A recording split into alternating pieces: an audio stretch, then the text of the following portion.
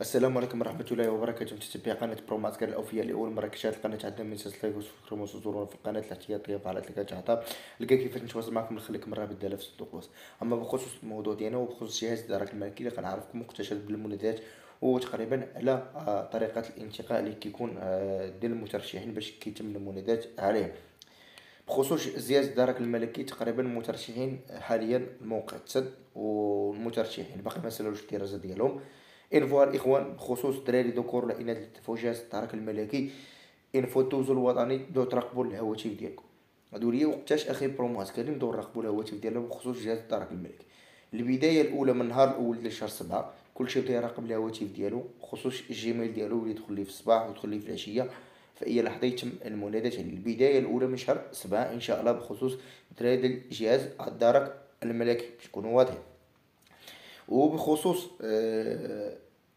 طريقة الانتقاء. طريقة الانتقاء كتكون عبر التالي. كيكون كيبداو من النقطة العالية وكيبقاو يهبطوا حتى يوصلوا للنسبة المطلوبة. مثلا الذكور كيبقاو كيوصلوا كيهزوا نسبة كبيرة على الإناث باش نكونوا واضحين. كيبداو بالنقطة العالية كيبقاو هابطين حتى كيوصلوا واحد النسبة مطلوبة اللي باغيين هما يدخلوا. اللي كتدخل عندهم باش يدوزوا المراحل الطبية صافي كيحبسوا.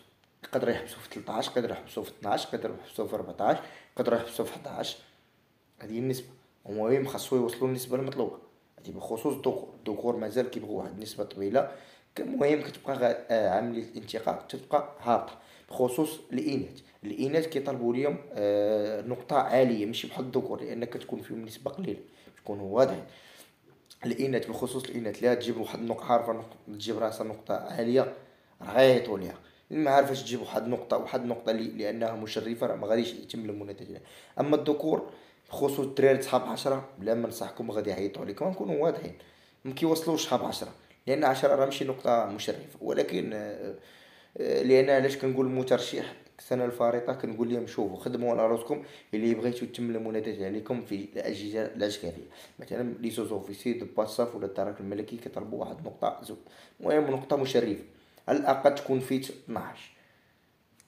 كونوا واضحين. المهم الإخوان السلام عليكم دمتم في حمد الله ورعايته وفقكم الله لكل خير.